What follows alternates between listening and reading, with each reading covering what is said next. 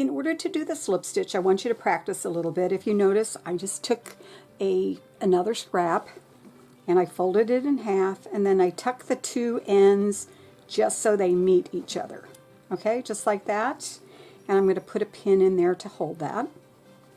And if you notice, that looks a lot like this, which is where we're going to sew it up on your mask. Now, one of the things that often happens is when I try to teach students how to close this up, they use a whip stitch instead of a slip stitch. And a whip stitch just goes around and around, okay? Around and around and around and around. And so it'll make big stitches sticking on the outside. And I've had kids do that and have stitches that are like, you know, 1/4 of an inch big, which is pretty big for a hand stitch on the outside, and it looks really messy. So I want to do a slip stitch for you, and it is it should be mostly hidden. Now mine's going to probably show up a little bit because I am using black thread, but you probably should be okay. All right, so here we go. We're going to I'm going to start by going inside the 2 layers because I want the knot hidden. And I'm going to tuck the knot down because sometimes it'll stick out. We're going to go right in that spot right there. We're going to start right in there whenever you do it on your actual mask. Okay? So what I'm going to do now is I'm going to go straight back, and I'm going to go kind of a slant through. I want to go a kind of slant from the back through to the front, and I'm barely catching the edge. All right. Now I went straight back from where my thread came out before. I'm going to go straight back in the tunnel, barely catch the opposite edge. These do have to be small or else it'll come apart. All right. I'm not going around and around. I don't want to do that because they'll all show on the outside. So straight back, go into the tunnel and go at a slant towards the front and barely catch the edge.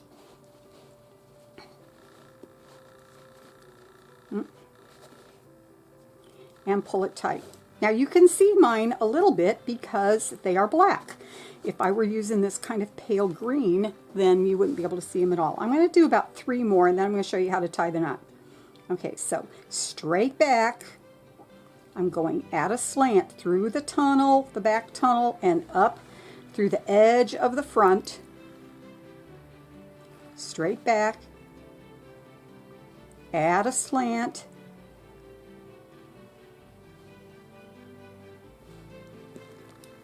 I'm telling you, this always works so much better for me when I can hold it up closer to my face and I don't have to worry about being in the frame of the camera.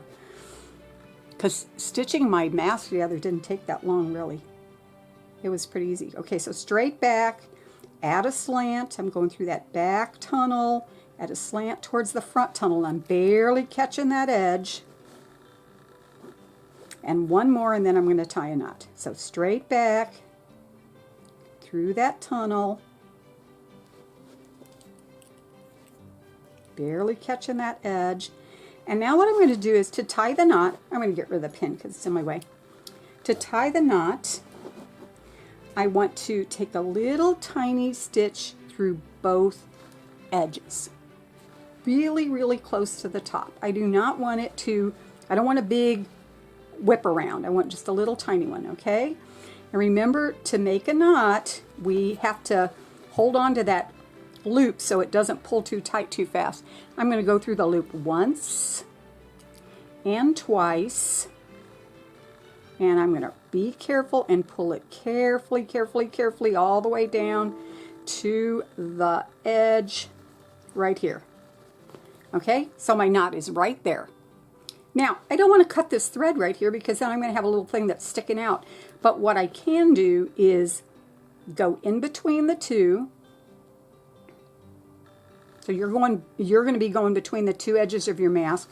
It's not sticking out the other side. It's sticking, it's just going through in between. And then I'm going to pull my thread tight.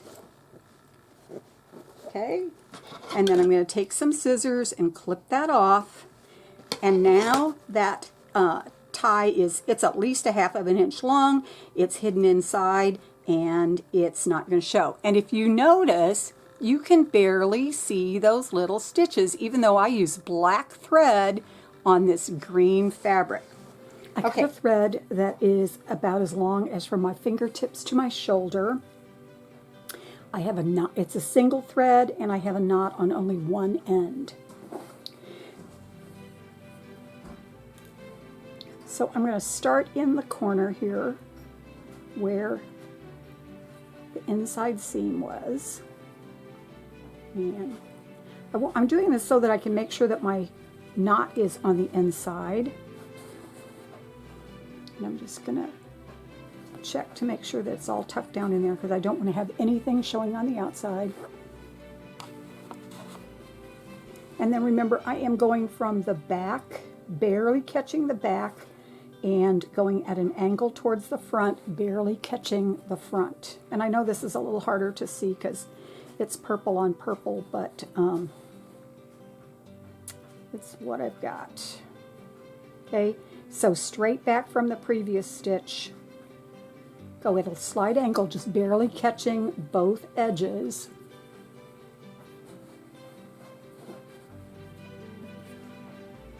And then pulling it just so that it's laying on top. You don't want to pull too hard and make it pucker. And then I'm going to, again, go straight back from the previous stitch, go at an angle, barely catching both edges. Remember, we're not going around and around and around, because that's going to look ugly if we do that. Okay, so I'm going to finish stitching this, and I think you know how to do the knot at the end. If not, refer to an earlier part of this video, and it'll show you how to tie the knot and hide the tail. And I will see you when my pocket's all ready to do the top stitching.